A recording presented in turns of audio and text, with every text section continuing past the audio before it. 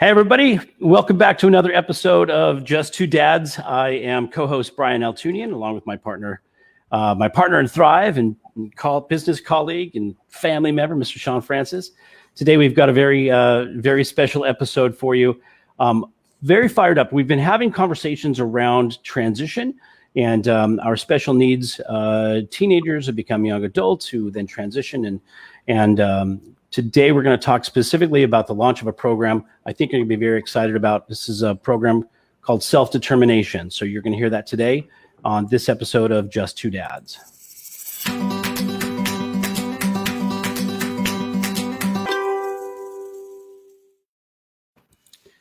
Oh, I'm so excited. Oh, that's so great. For you folks to know that my daughter Jordan likes to sign in and say hello. So there she is already saying hello. I want to welcome everybody who's catching us on Facebook Live and on Apple Podcasts, Google Podcasts, Pandora, iHeartRadio, wherever podcast outlets you're hearing us. Welcome. If you're catching us live, please feel free to comment. If you're seeing this on our YouTube channel, Just Two Dads, please subscribe and share that with your friends and let people know that this is a place you can come to find amazing warriors who are making a difference, not just in the special needs community, but in communities beyond that. Today's a very special episode. I can't wait to get into our conversation. And before we introduce our special guests, just want to, again, welcome everybody. Say hello to our listeners at WSTX AM radio in the U.S. Virgin Islands as well. Hope you're all being safe and staying cool, I guess. Weather's been bizarre across the country this summer. Shawn Francis, my dear friend, how are you today? Blessed and grateful. Every time I say that, I'm like, as sincere as it is, I'm like, I wonder how many people think that I just say that, but I really am, because of this platform, the association, brotherhood, and friendship with you, and how we get to even take a step and attempt to make a difference in people's lives. And with that said, I want to jump right into our guest today. The topic is self-determination. People hear that word and it has a general and broad definition, but there's a definition as it relates specifically to the special needs community. And the people that are going to be speaking with us about that today and about some great things coming down the pike is going to be as follows. Cathy Gott, who I'd like to welcome to our show for the second time. Yeah, welcome back. Thank you, Cathy. And Mark Altieri. And welcome. Thank you both. Thanks for having us. Looking forward to a discussion. Yeah. Can't wait to hear. As we typically do, one of the marks of a hero is that a hero usually will do the work and is not seeking the glory, and as a result is not crazy about speaking about themselves. But the work that you guys do, I'm encouraging you to accept the fact that you are heroes, and all heroes have an origin. So tell us a little bit about yourselves and how you got to the special needs community, your connection, and how it is that you are where you are today. After you, Cathy, please. Age before beauty, right? So thank you so much. It's great to talk to you guys. I feel like we're just hanging out, bunch of friends, sitting, talking together, and it's so comfortable to be back with people that we share so much in common, and just feel welcomed and a lot of warmth. So I appreciate all the work you do. So thank you. Thank you. So I got married in 1990, and my husband had little kids, and one of his oldest son wasn't developing typically, and spent some time with us and was diagnosed not long after with autism. And so that was kind of our entree into this special needs world, having no experience or knowledge of what autism was or wasn't. And a little bit different in the 90s. There was no internet, and cell phones were car phones, but no cell phones. But the neat thing is, as we began to get connected to interventions, you met moms in a waiting room, and that's how it starts. The moms, the dads, the parents sitting there. Oh, you get music therapy? Where do you get that? And oh, is it vendored by the regional? And it was just this network of support in waiting rooms. And then a couple of Autism Society certainly was a great parent support group for us in the beginning and getting really connected. A few years later, we had kids, and our first son was also diagnosed with autism. So we have 2 on the spectrum, and my husband was playing Major League Baseball at the time, and he did retire in '95 when our youngest was born, and that was right around the time that Danny, our first son, was diagnosed. So now we've got 2, and I honestly just have met the most incredible, helpful people along the way. And when you talk about feeling blessed and grateful, I certainly went through a grief process. I'm human, just like everybody else. I mean, I went through it like, textbook, the shock and the denial and looking for the different doctor to give you a different I mean, it's unbelievable. It just happens. We're human beings. I'm no exception.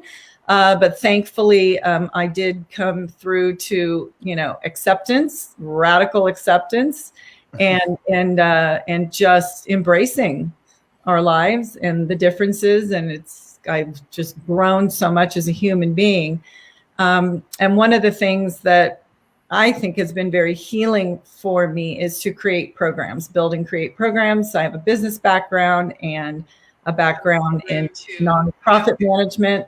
So putting those skills together, founded a center, mostly social skills, a lot of training and consultation as well, called Education Spectrum in 1996 in Altadena. And it's still going strong and fantastic. And I love everyone there. They're amazing.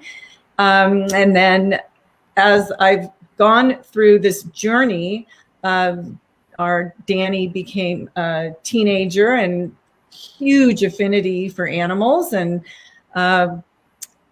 another resource through a regional center with micro enterprise grants to help launch businesses for people with developmental disabilities.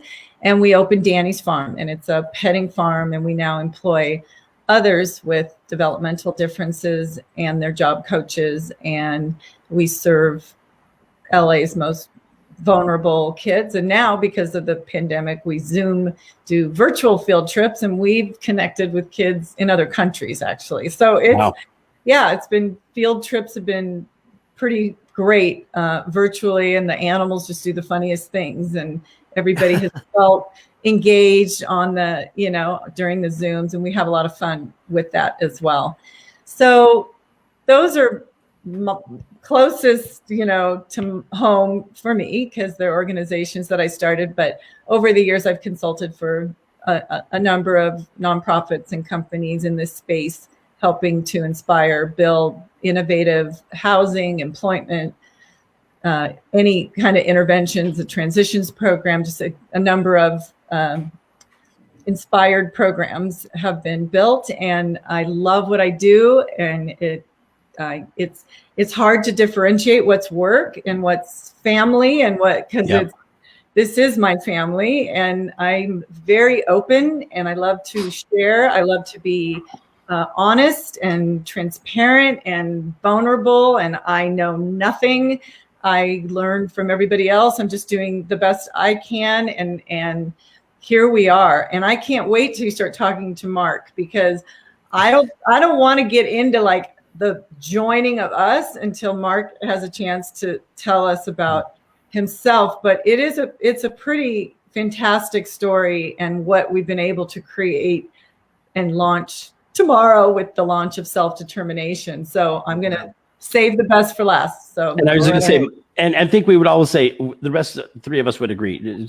Kathy's probably one of the most modest, and to push the attention on somebody else and the work that she is doing.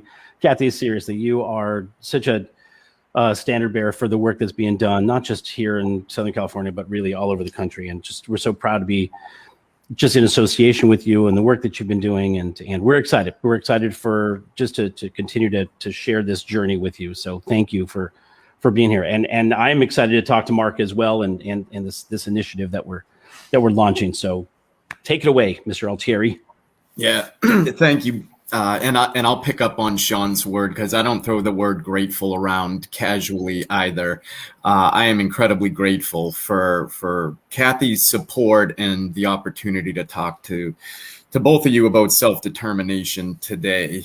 So I started my career with the Head Start program, which is the federally funded preschool program, longest standing federal program in the United States that's gotten bipartisan support. And when you think about that and even think about what this country's gone through recently, it's a pretty incredible program that is delivering preschool education as well as healthcare, dental appointments, medical appointment follow-up for at-risk populations, a lot of times inner city and very rural populations. And I think that's where it started for me, as far as a recognition that what you do with your time and your career needs to be meaningful. As you get older, as you all know, and you have children, you want to be proud. You want to tell them what you do every day for a career. So after about a decade with Head Start, I wanted to pursue a management degree, an advanced degree, but I'm not a business guy. I was not going to land at Amazon or Apple. So I got my MBA through Brandeis University in Massachusetts, and it's called the Heller School of Social Policy and Management. And my focus was children, youth, and families, all things at risk, disabled, neurodiverse, all types of program policy. And when I came out of grad school, I fully intended to land back at Head Start. And as timing and life would have it, an opportunity fell into my lap at this company called Public Partnerships. And it was to do something called financial management services for a model called self-determination or self-direction. And I will admit, just like you all probably, I had no idea what it was. And yet, and we'll talk about this more over the next hour, it's been around, and it's been around in California for a long time. And I will argue on this podcast that it is the best kept secret in long-term care in this country, whether you are aging, disabled physically, developmentally. Neurodiverse communities across the country have been benefiting from this model for years. And I have watched your California SDP program from afar, and I understand it's been a long road for many out there, but we're on the precipice of really a landmark moment in this model. This will be the biggest program in the country for the neurodiverse community, and New York won't even be close. They're at about 20,000 people. You will triple or quadruple that. And I'm just, again, I'm grateful to be part of it. And that's not to say there aren't challenges with this rollout. And that is how Cathy and I met, because we share a commitment to making incremental progress to help this model roll out statewide. And the scale that is present in California, just to give you a snapshot, and then I'll stop here. The state of Minnesota is currently rolling out a new self-determination program, and there will be 45,000 people in Minnesota that will be eligible to select this service delivery model. Your Inland Regional Center, one of 21 regional centers in California, serves about 40,000 people. So to give you scale is a challenge, and it doesn't matter how long you've piloted something. When you go to that kind of scale, things are going to pop up. Issues are going to pop up. Unforeseen challenges are going to pop up. Sure. Cathy identified a big one. We'll tell you all about it and the network that we've developed together to try to address it. And that is our bond. Cathy is very focused on not getting overwhelmed by the magnitude of the rollout and the magnitude of what's at hand. And let's take measurable, incremental steps forward. She's done that with her work at Education Spectrum. She's done it with this SDP network that we'll tell you all about. And that is the approach you must take. Right, as they say, when eating an elephant, one bite at a time, to build the biggest self-determination program in the country. You do it one measurable step at a time. Wow. That's fantastic. Do us a favor. Tell us, if you will, state what might be the obvious, but what is and how does one define self-determination as it relates to the special needs community specifically? Right. And so I'm not going to go and start from the 60s, but I want everyone to understand California, and on the Berkeley campus, and it was Ed Roberts, who was one of the first students with disabilities that demanded equality in the education system out of Berkeley.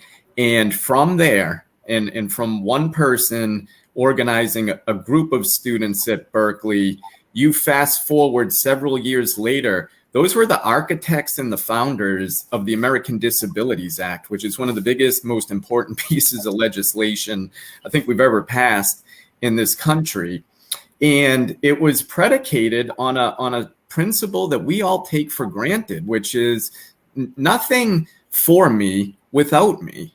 I don't want decisions made on my behalf without being included in those decisions. Right. I don't want services delivered to me without having some say in what those services look like, what are best for me, what are best for my child. I will just give a real quick, unrelated, generally personal experience with the traditional service delivery model, which is 100% a fine model. I'm not discounting traditional service delivery that looks like this in many cases. My wife and I's son needed a heart transplant when he was 1.5. And coming off the transplant, we needed occupational therapy, physical therapy, speech therapy, a visiting nurse, and probably 5 other providers. We had virtually no choices where we lived as far as who the speech therapist was going to be, for instance. Now, when she started coming in the home, we just weren't clicking. I don't know how else to say it.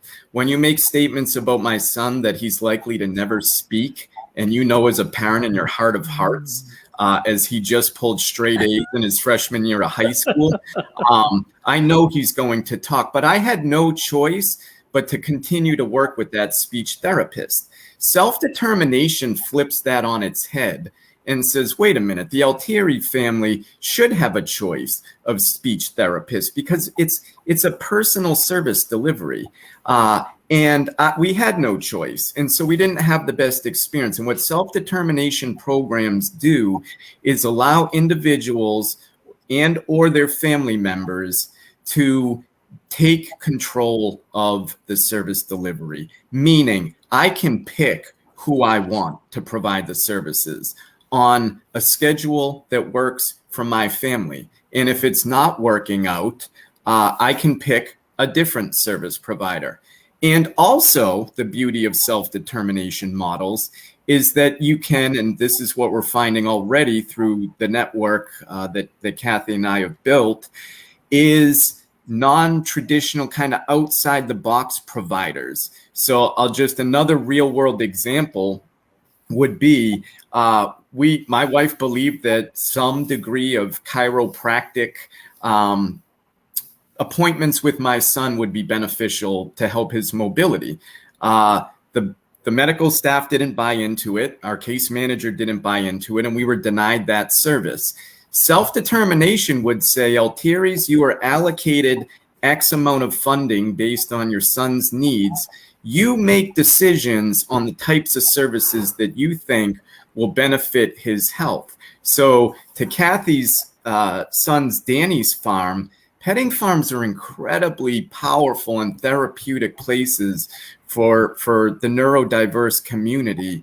And to ever be told that service isn't critical to Danny living his best life, that should never be. And I'm not saying that's how it always is in traditional services. I'm saying that self-determination opens up all the choices of both services and who provides them. And for a path that you all know is personal, is raising a child with special needs. when you're grasping for every last piece of control, and I won't speak for Cathy, but I know at times in our life, we felt like we've had no control over the services. Our son, and he'll be 18 soon, and he will still need services. And I want him to have the same choices, and I want to see Danny have the same choices and control, because it's fundamental to being a human being, that we all have choice and control in our lives, and services and service providers are not to be dictated to us. I want to interject. Ahead, Sorry, I just to in the framework. So all of this is regional center fund. It's still regional center. It's just the traditional model service delivery, which is you get a service coordinator. I don't know about your experience. My experience is I heard from other parents, and I came to the service coordinator and said, how can we get this? It wasn't the other way around, but I do know that some families will go and then they'll offer, they'll like 2 places to go look at that are in the budget and in the, whatever. And then that's it. There's no other, they tell you what, and then when we got like recreational social programs cut because of budget cuts, I know we're trying, there's a lot of people trying to get that back. But this is taking those funds, the same budget that you would have your child's budget at regional center now, whatever services you're getting. And then you go through this process that's very, it's a lot of steps. It's a lot of work. Danny is officially been all approved and transitioning tomorrow, his first day of determined, and it's not for everyone. So I don't want to necessarily say I'm an advocate for it. I want people to know what it is, what it isn't, and know your rights, know that it's an option and a choice, and a variety of reasons. Some service coordinators are still telling, don't know what it is to even explain it to families when families are calling and saying, hey, I want like to, get on that list and transition to self-determination. And so there's a lot of work to be done. And that's something that I just feel so passionate about right now. And I know Mark does, and especially helping those who need it the most.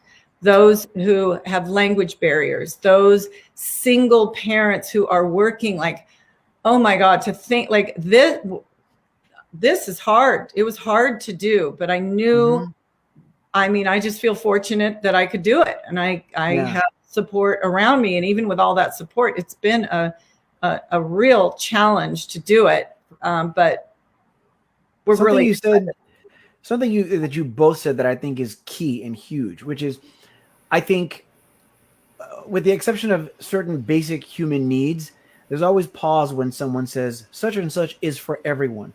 There's so much immeasurable value in when you just simply say, here's what this is, everyone should know about it. Because without self-determination, you can have, as we have, for the most part, good experiences. Elijah's first experience with a speech therapist didn't work, and we requested, somebody else. Everything else has kind of went smoothly. But without self-determination, what happens is there's the chance for that experience that you might not want and can't control. And if you don't have those options, I think that's what's important. The fact that it actually gives you choices, because freedom, human rights, and choices are that's the very essence of existing.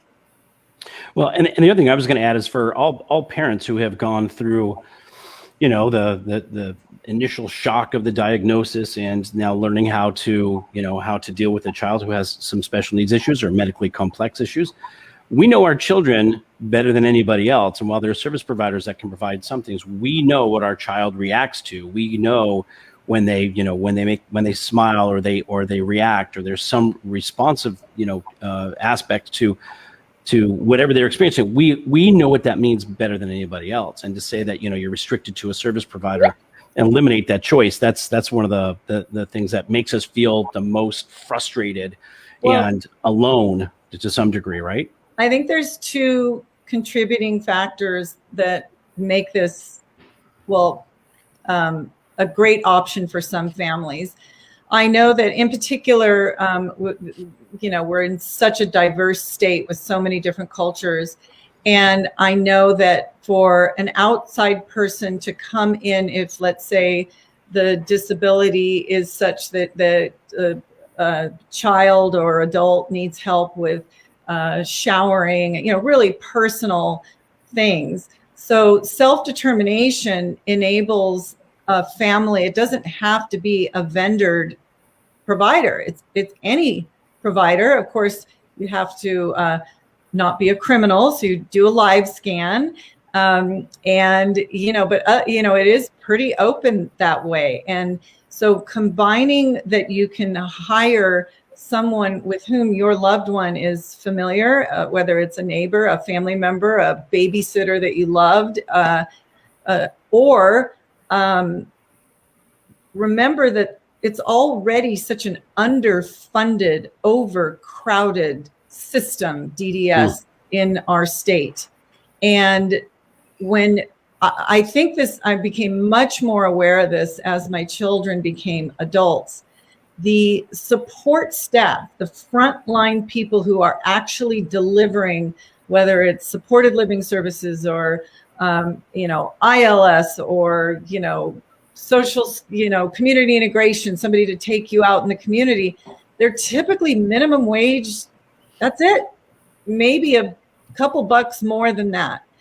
And staff comes and goes because that's just the reality of, what you're going to get.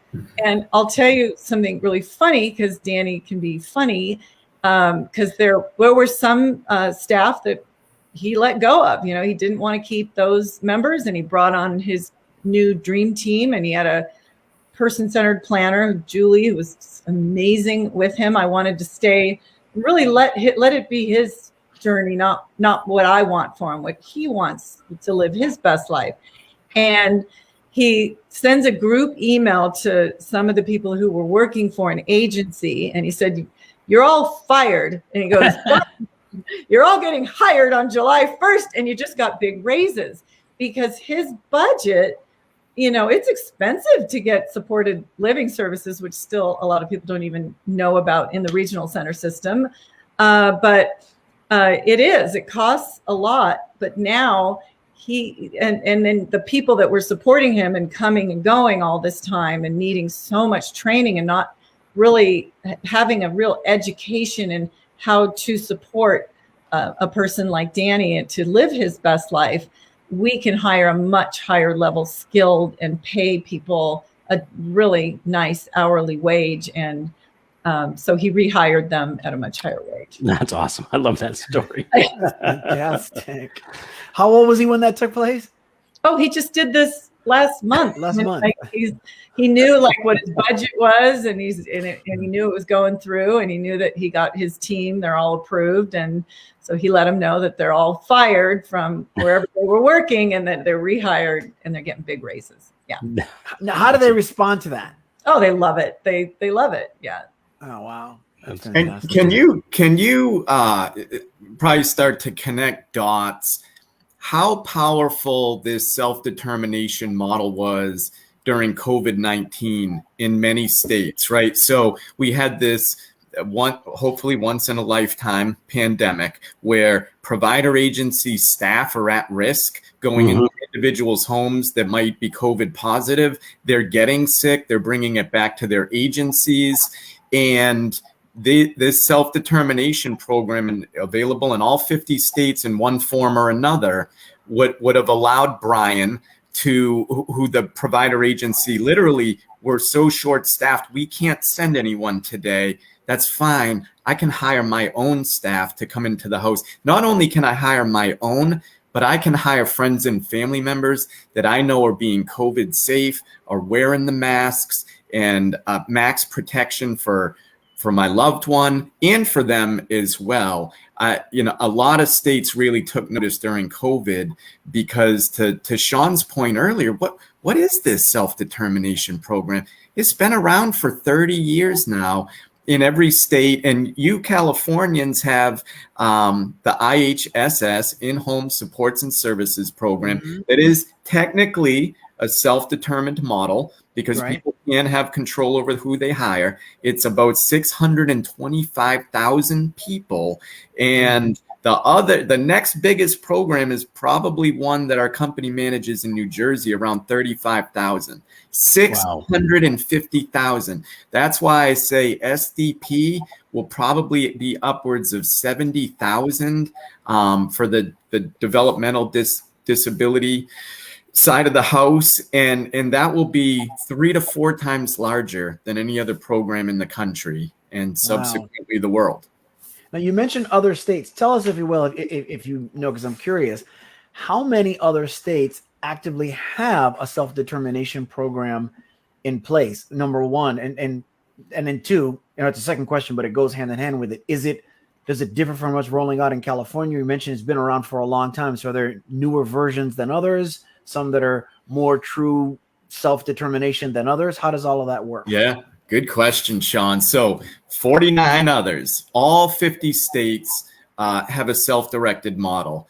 Even the Veterans Health Administration has a small veteran-directed model in, I think, all 50 states. So it is a tried and true form of service delivery.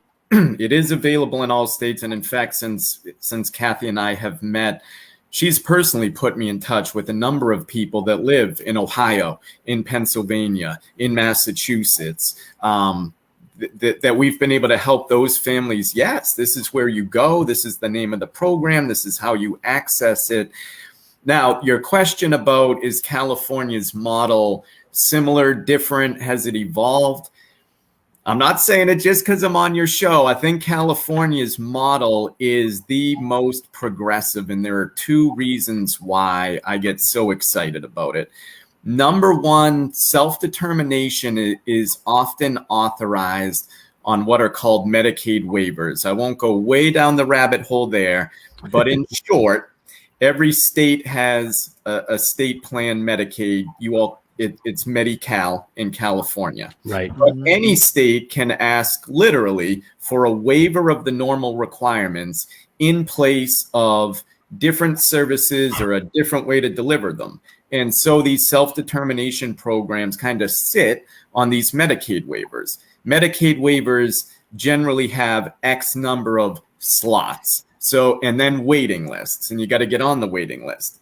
California is different and frankly revolutionary because anyone who is currently receiving services through a regional center is eligible for the self-determination program, and actually calling it, and it's fine to call it the self-determination program, it's not really even a program. This is affording everyone the opportunity to what Cathy had already described, but take control of that regional center budget in a very real way and choose the services and the providers. So about 350,000 people today receive services across California through one of those 21 regional centers. So if New York has a waiver with about 70,000 people on it, and maybe 20,000 of them are opting for the self-determination program, their version of it, you have 350,000,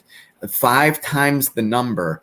And as far as the model goes and why I think it is so progressive, again, without going too far into the weeds, there are different models. There are generally 3 models, and generally states will offer 1, maybe 2, but rarely have I seen offer all 3 models, and all 3 are available. And in short, one model is for Brian called Bill Payer. Brian just needs services. He doesn't need supports. He doesn't need the staff coming into his house. He needs, let's say, a membership to a gym because his son needs to swim. Else, I'm just, I'm not saying this literally, Brian, right. Swimming on the joints when you have compounding physical going on with other disabilities. So let's just say he needs a gym membership. He needs a wheelchair lift for his ramp, could be a type of service. But he doesn't need a respite provider to actually come in his home. And so he would be called, fall into what's called the bill payer model, which is I just need a financial management service provider, which is the one required service provider you need for this model. Someone actually has to pay those service providers so his son can just focus on getting the services that he needs. But he's not going to make the payments himself, and he's not going to build a regional center for them.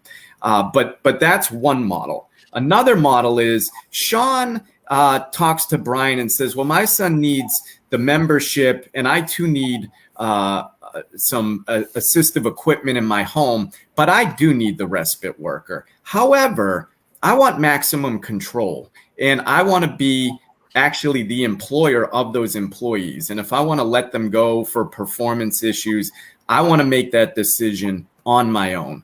That's an option, and it's called sole employer. And again, you would have one of these financial management service providers that does all the tax work. We're going to pay the employees. We're going to withhold the taxes. We're going to get you set up as an employer, but we're going to keep all of that in the background. So you can continue to focus on making sure your son gets the best care they can get, but you're maintaining the max control. And then there's a third model, which is you still have quite a lot of choice and control over who you're going to hire, but it's Cathy wants the same services as Brian. She also wants the respite worker, but she actually doesn't want to be the actual employer of record. And that is called the co-employer model. That's actually what we're doing. And that is what she's doing. So in that case, this financial management service provider is the employer. Now they will more often than not allow Cathy to still hire who she wants to. But to Cathy's point and example she gave with Danny being able to pay a higher wage, I mean, you can pay a higher wage in co-employer. You could pay an even higher wage in sole employer because the employees wouldn't get some of the benefits that go along with the co-employer model. Now, that may not be important to everybody because if Shawn wants to hire a friend who's going to care for his child out of love anyway, then I just want to pay him the maximum wage. He doesn't really need the benefits. And so there's a home for every situation in this model. And that is between the size and who is eligible, which is everyone, and the three models all being offered for every family situation. That is why I think that it's a landmark program in this field.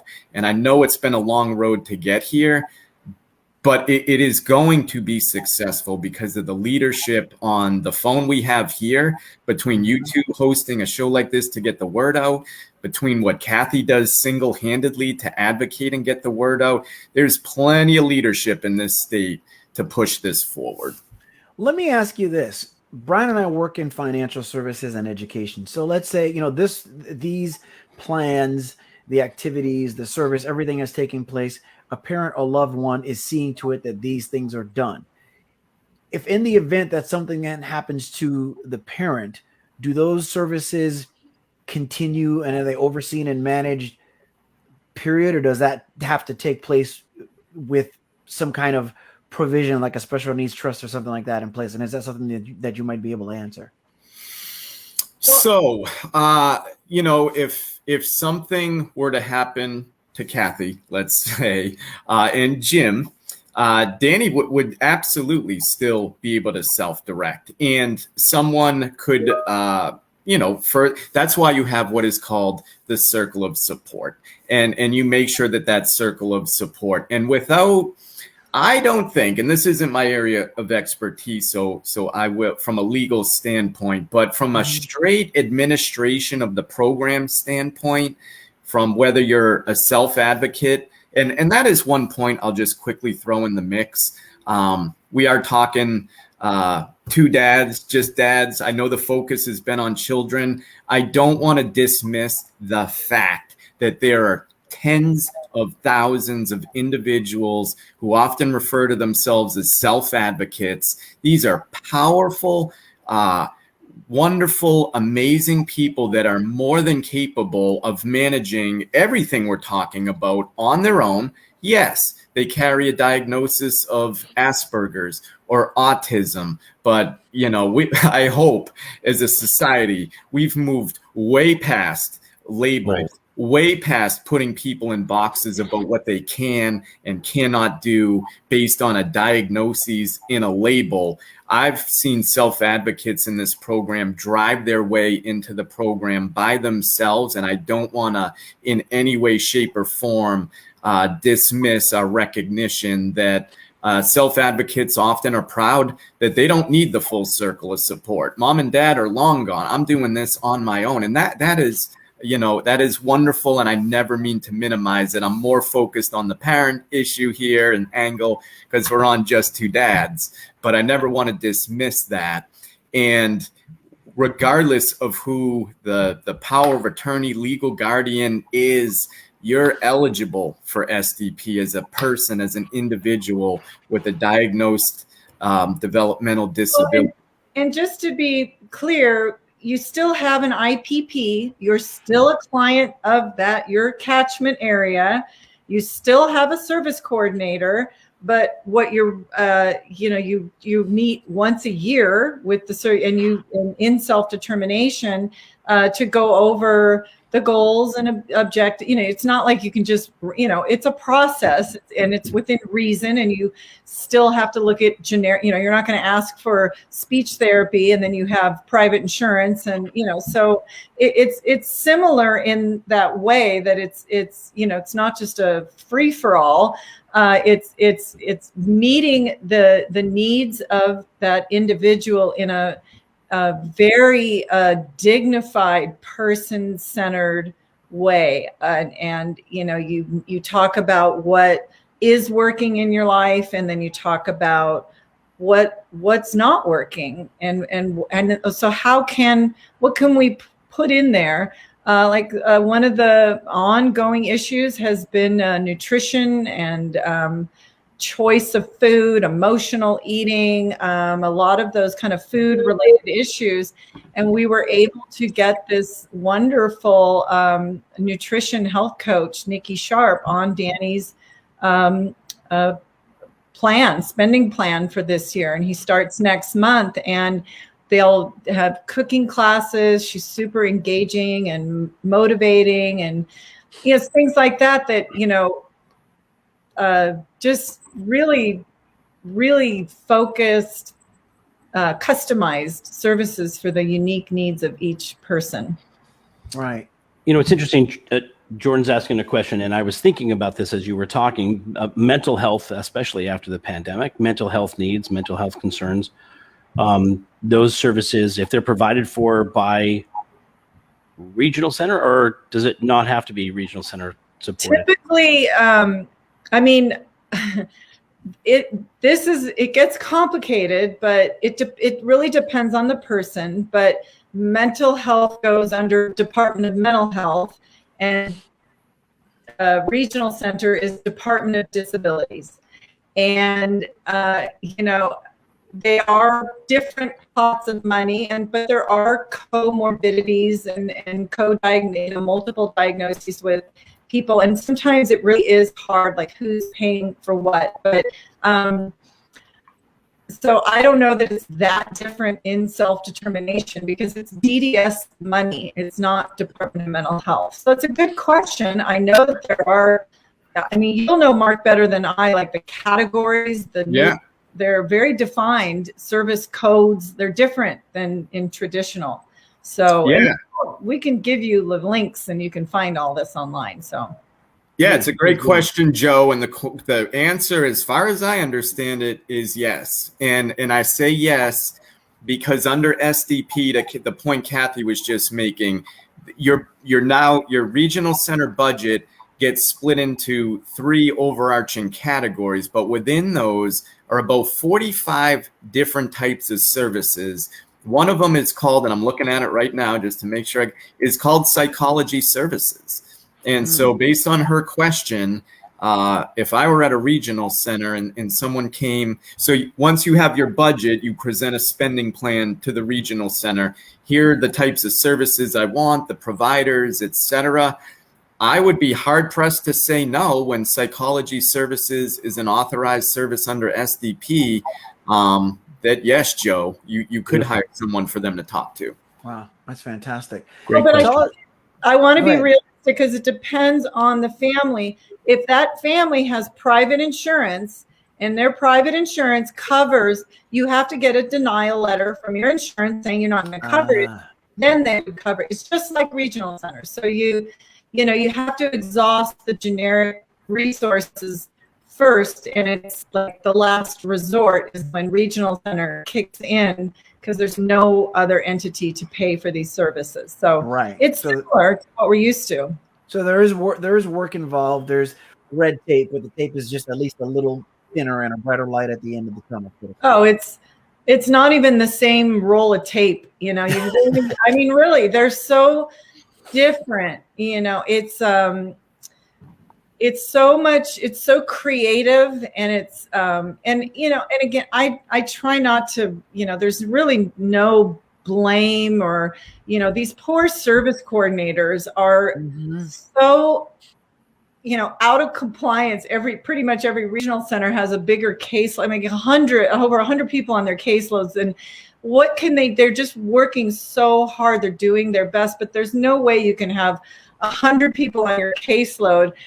You can't compare that to hiring an independent facilitator to guide you through this process. Our experience was incredible, and I have lots of resources that we can share on the network. Right. Great independent facilitators out there that walk you through and get you through this transition. I couldn't have done it by myself. So And I'm glad you mentioned that, because I was going to segue into you guys talking a little bit about the network itself. Tell us about that, what that is all about. I'm kind of chomping at the bit. I'm so excited to hear about this. Yeah, no, I was ready to push the button. So Yeah. I don't know, Mark. I mean, I'll start, but then I'm going to turn it over to Mark because he explains it so well. But this last year I was consulting for San Gabe Pomona Regional Center, helping along with Tamra Pauley, like a rock star independent facilitator, coach families and be a mentor and help kind of just be an independent person, just getting families through, helping regional center be their best and helping the family be their best. And it's been great.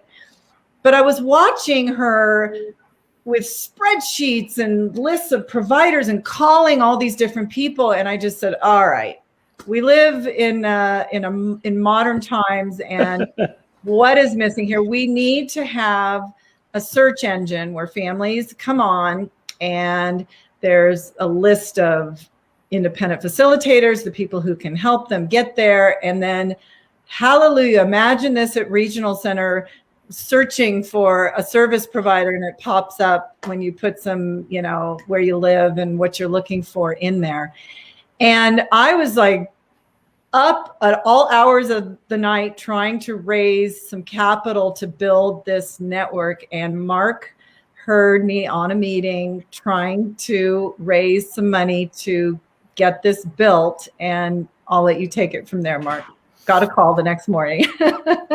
Yeah. So our company, Public Partnerships, is one of those FMS providers for the SDP program. And we are a national FMS, and we have dabbled internationally.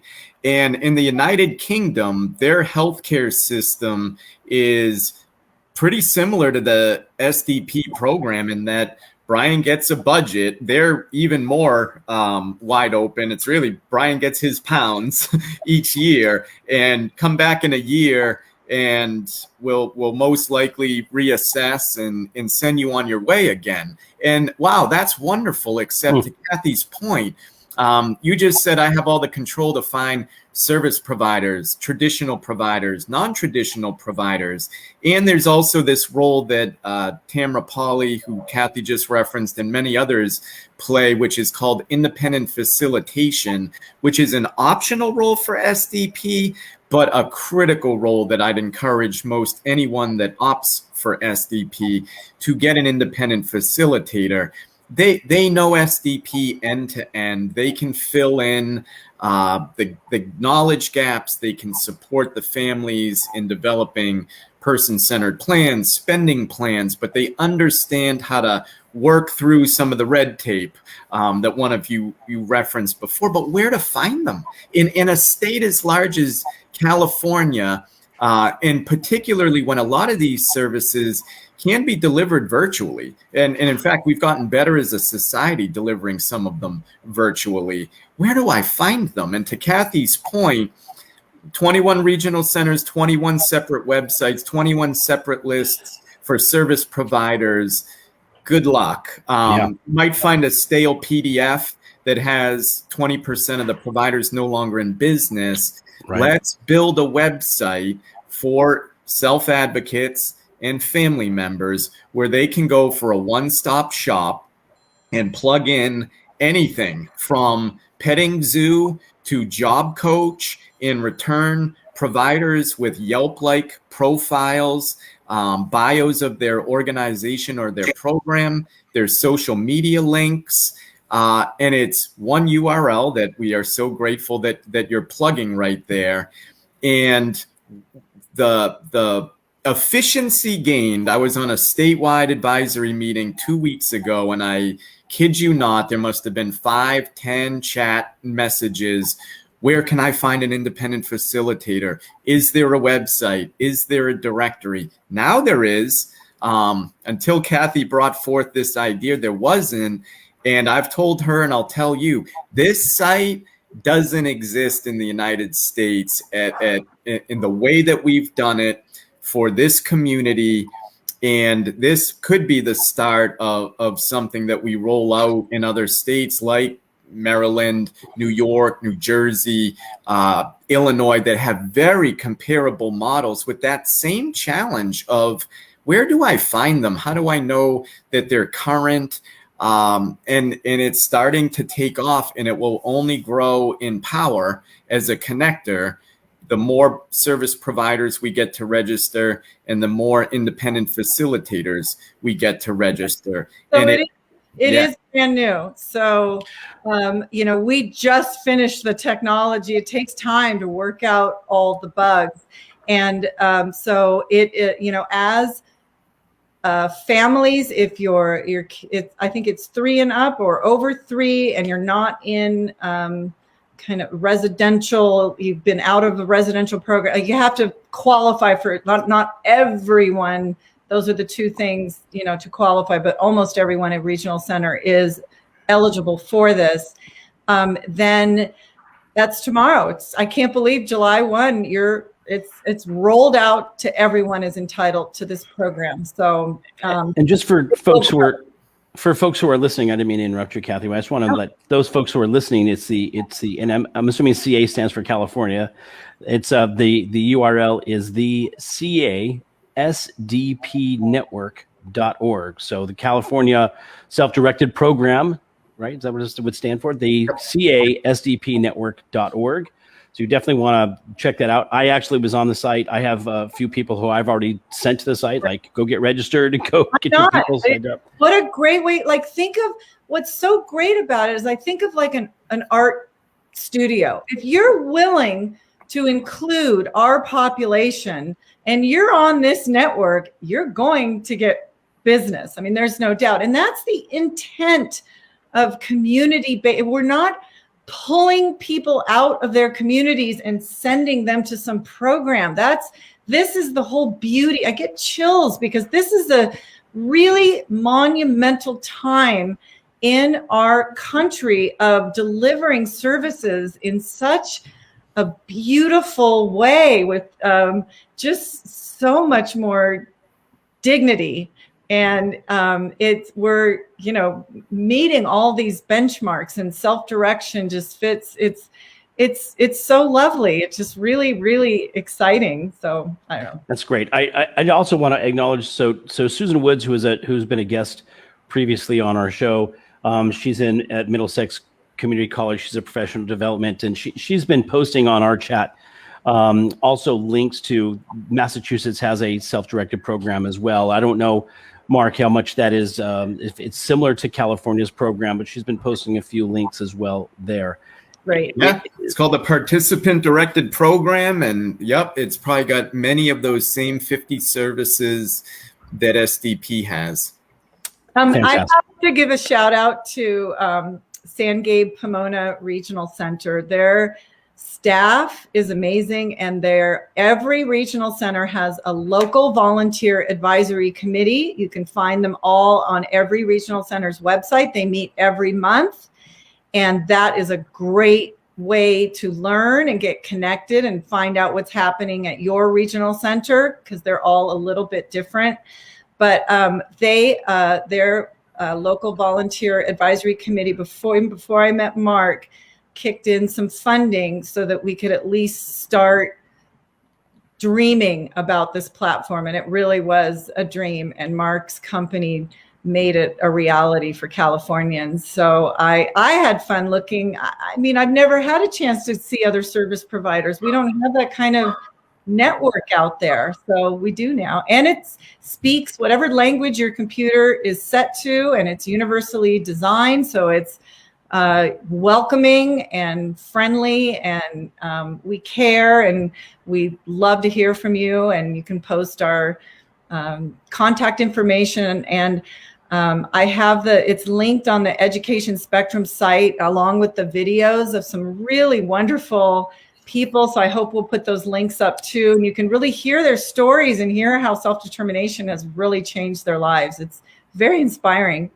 That's beautiful. Well, we're definitely looking forward to sharing all that. I don't know if you heard the tone in the background. That's our 5-minute mark.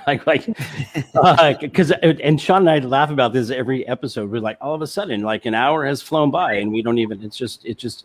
Well, again, we could talk to you folks for a long time, and I wish that we had the ability to show some of those videos. We're going to work on that shoot. But we're going to be promoting. We're going to put this up. It'll definitely be on our YouTube channel as well. We'll put links there as well, and we'll continue to promote. And I know we're going to be doing a lot of work with you folks. So we appreciate you taking the time and coming on the show. I know we had a little bit of short notice, but so grateful to be able to do this. And it's such a monumental time in the launch of this network. So we're excited about what you're creating and how we might be able to contribute, and those folks in our community can contribute as well. So if anybody's watching or listening, and you want to get registered, go to the link, go to the SDPnetwork.org, sign up, look around, share it with folks that you know. Let's broaden this community. Let's make sure that we have a lot of service providers providing a lot of support and help to our families. And thank you for answering. And thanks for answering Jordan's question as well. I love that. She's in New York. And so as we kind of wrap the show up, I want to thank everybody for watching us on Facebook Live, and for those catching us on our YouTube channel, and also catching us on Apple and Google Podcasts, and our families down in the U.S. Virgin Islands, WSCX AM radio. We love you. We thank you for your participation and your support. Please share. This is an episode. This episode is really about, people are often amazed by the folks that we have on the show, and they're like, "Oh, you're doing such great work." But this particular episode is where people can jump in and actually contribute and make a difference, and really spread the word and help create this amazing database, if you will, of providers that will help families. So I thank you both again for being our guests. Cathy, always lovely to see you. Mark, great to meet you and have you as part of our Just Two Dads family. And this was a phenomenal episode. I'm excited to be doing this and promoting the work. And Shawn Francis, I always tell everybody at the end of our show, now more than ever, we need empathy and love. And that's the work that you folks are doing. Empathy and love with the actual hands-on specific tasks that people can go to work, and let's go help spread the word. So Shawn, I'm going to throw it to you to sign us off today, but thank you guys again for being here. Thank you. Thank you. Yes, I want to thank both Cathy and Mark. I want to thank you, Brian, for, again, this opportunity that we have. Thank everyone that tunes in wherever you find your podcast or wherever you listen to us, live or otherwise. And, I want to thank, as always, the women in my life, whom without I couldn't begin to attempt to be who I hope to be. And that is my mom, Jan, and my wonderful wife, Laura. And again, just remember that, one of the things that we've learned doing this show is that there isn't really such a thing as special needs. The needs that anyone with a disability has are the same needs as any human being. Everybody needs to know that they matter. Everybody needs to know that they're heard, needs to be seen, and would like to know that, have people know that they were here when they no longer are physically. So what is special is the amount of the needs that we may have. But we all need the same thing. Somebody needs to know your care. Somebody needs to know that they're loved. So with that said, thank you all so very much for tuning in. And we'll see you next time. Thank you so very much. Thank you. Thank you. All right, don't sign off, guys. Thank you, everybody.